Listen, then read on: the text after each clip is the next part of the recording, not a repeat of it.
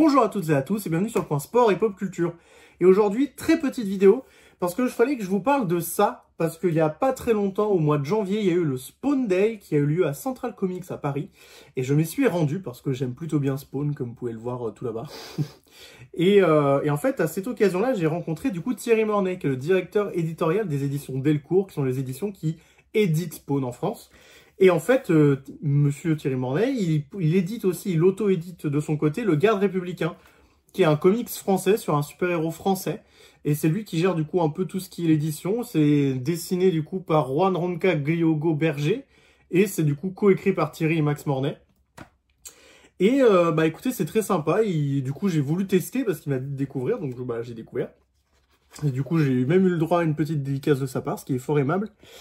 Et puis écoutez, bah, j'ai lu le premier numéro, parce que bah voilà, dans tant qu'à faire, autant découvrir et aller à fond dedans. Donc voilà, je vous montre rapidement, mais on va aller sur le coin planche, voir un peu plus à quoi ça ressemble. Et écoutez, j'ai trouvé ça fort sympathique.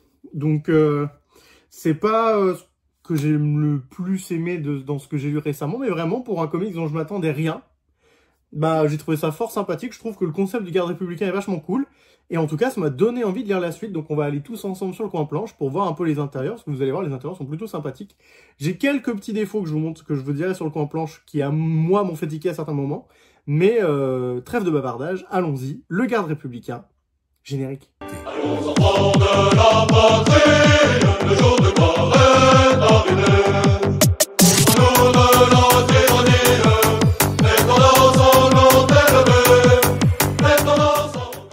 Et nous voilà donc sur le coin planche pour parler du premier numéro du Garde républicain. Donc je vais quand même vous montrer un peu mieux du coup le petit bouquin quand même, parce que c'est un petit fascicule.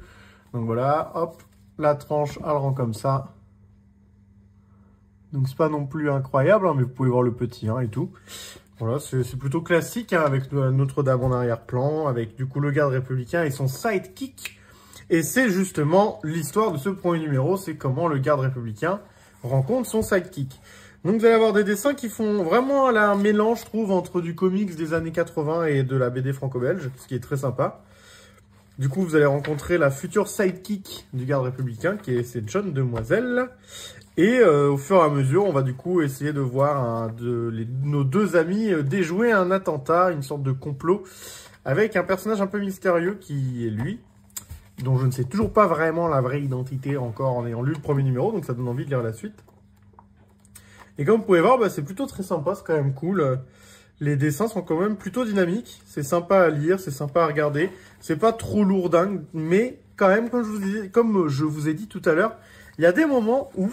Alors je sais pas si c'est parce que j'ai 26-27 ans et que du coup, parfois des trucs qui me font tiquer. Mais il y a la manière dont Alma va parler, donc c'est la sidekick.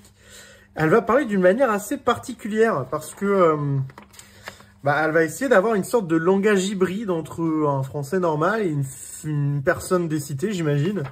Et parfois, je sais pas pourquoi, mais comme du coup ça alterne entre des moments où elle parle de manière normale et d'autres manières comme personnage de cité, c'est particulier.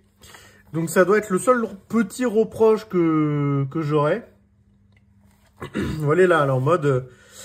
écoute, monsieur, je me la raconte, j'habite un quartier où les keufs ne sont jamais là quand on a besoin d'eux, alors on apprend à se débrouiller tout seul, etc. Alors, oui, en soi, moi, je porte pas de jugement sur ce qu'elle dit, mais je veux dire, là, le vocabulaire, en fait, est pas tout le temps le même. Parce que là, du coup, elle va parler de manière un peu... un peu strict. Mais de temps en temps, elle va dire ok, je m'appelle Alima Berzaï, mais crois-moi, ce matin, j'étais loin de m'imaginer que j'allais te rencontrer. » Bon, là, on est dans un langage français classique, quoi. Donc, c'est vrai que c'est bizarre. Après, bon, là, par exemple, vous avez le « dis-moi, gros naze, le sais, sur ta panoplie de bouffons, c'est pour crétin ». Je sais pas si... Je demanderai à Thierry Mornay un jour si je le revois, mais je sais pas si c'est un clin d'œil à Mark Millar dans les Ultimates, où t'as Captain America qui met le « A, c'est pas pour France » ou je sais pas quoi. Enfin bref, qui se moque de nous. Mais en tout cas, voilà, ce que je peux vous dire, c'est qu'à l'intérieur, le premier numéro était franchement efficace, très sympathique. Il nous présentait bien les personnages, notamment d'ailleurs surtout le sidekick, parce qu'on a au final pas beaucoup d'origin story encore sur le garde en lui-même. Mais ce qu'on comprend quand on lit un peu tout ce qui est l'édito, etc., c'est que le garde républicain, C'est un personnage qui va exister dans plusieurs époques différentes. Donc, écoutez, je pense que quand j'aurai un peu de temps et un peu de budget à y consacrer, j'achèterai probablement la suite. Parce que voilà, en plus, parfois, on a des petites illustrations, un carnet de croquis, vous voyez, hop, les bios des gars des personnes qui ont travaillé dessus.